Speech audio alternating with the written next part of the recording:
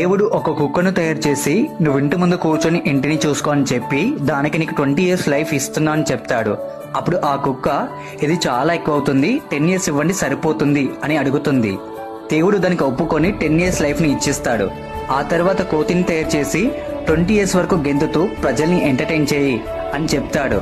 అప్పుడు అది దానికి 10 years సరిపోతుందని చెప్తుంది. దేవుడు దీనికి సరే అని 10 years ఇచ్చేస్తాడు. ఆ తర్వాత దేవుడు ఆవును తయారు చేసి నువ్వు రోజు రైతు వెంట పొలాలకి వెళ్లి గడ్డిని తింటూ పాలిచ్చి రైతు ఫ్యామిలీకి 60 years వరకు సహాయపడు అని చెప్తాడు. అప్పుడు ఆ ఆవు దీనికి 20 years చాలు, మిగతా 40 years తిరిగి ఇచ్చేస్తున్నా అని చెప్తుంది. దానికి దేవుడు ఒప్పుకొని 20 years లైఫ్ ని ఇచ్చేస్తాడు.